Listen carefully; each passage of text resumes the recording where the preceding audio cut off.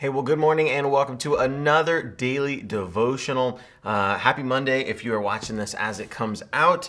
Today we are in Job chapter 9. So if you've been following along, kind of these chapters we've been going through now in Job, the beginning of Job, he has his whole life taken away from him. He's going through all of these trials, all of these things as a test from Satan between a conversation Satan is having with God to try and prove that Job is not a very good Christian, that Job does not like God.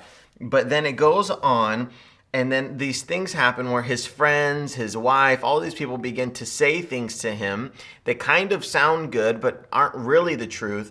And then Job responds, and then it's kind of this question and answer time of people accusing Job, him responding, people accusing Job, him responding, people accusing Job, and him responding.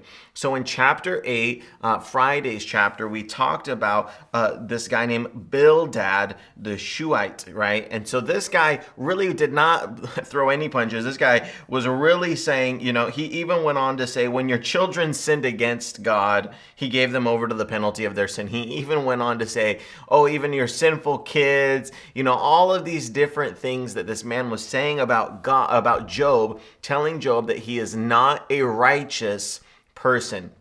And I love the way that Job kind of says this. This is the William Yates translation, but it says this. It says, "Indeed, I know that it is true, but how can any mortal be righteous before God? Indeed, I know that is true." So really what Job begins to tell him is, no, duh. He says, well, duh, I'm not righteous. Nobody is righteous. What are you talking about? Of course, nobody is righteous.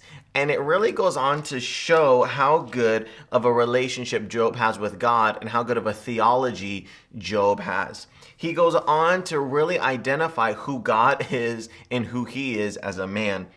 He goes on and says, God could shake the earth from its place and make its pillars tremble. He goes on to say, God, if he wanted to, could flip a mountain. God could do all of these things because you know what? God is God and I am not God. And he goes on to say, he is the maker of the different constellations. He goes on and talks about the wonders. It says, and when he passes me, I cannot see him. When he goes by, I cannot perceive him, right? And he goes on to say all of these things, right? And then he says, if I was in court against God, what would I have to say? I mean, if we were standing in court and God was the one on the other side, this is law and order, I'm on the stand, and God is out there calling me out on things, what am I going to say?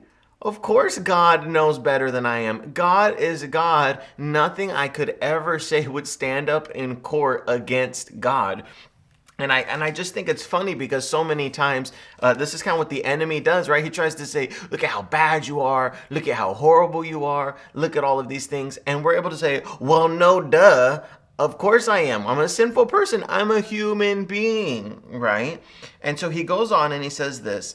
He goes, even if I was this, it says, although I am blameless, I have no concern for myself. I despise my own life. And he goes on to talk about, just the reality of being a sinful person and how horrible that is, right? He goes on to say, he says, the filth that I am inside because of sin, because of who we are as human beings. I love this phrase he says at the end of the chapter. If I fell into a dirty, muddy pit, even my dirty clothes would not want to be on me because of how unblameless of a person I am. But he goes on and he begins to say this from me.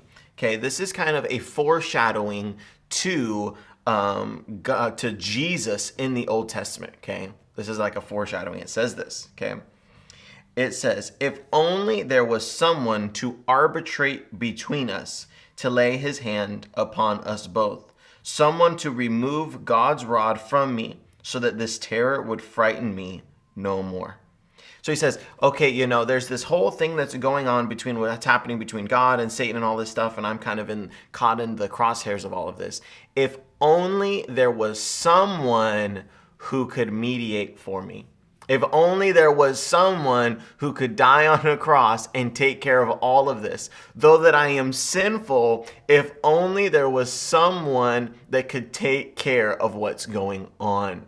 And this is a foreshadowing of to Jesus, who Jesus is. You and I today are blessed that though, like Job, we can say, no, duh, our lives are messed up.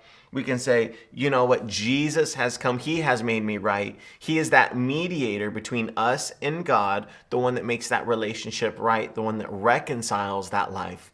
So though today you may feel down, you may feel like other people are pointing out your flaws, though you may feel like that, just tell them, no, duh, of course, I'm a human being, but you know what? Christ has made me right with God, and he is improving my life each and every day, and I'm headed in the right direction. So today, I hope that you are encouraged, and we will see you tomorrow for Job chapter 10. See you tomorrow.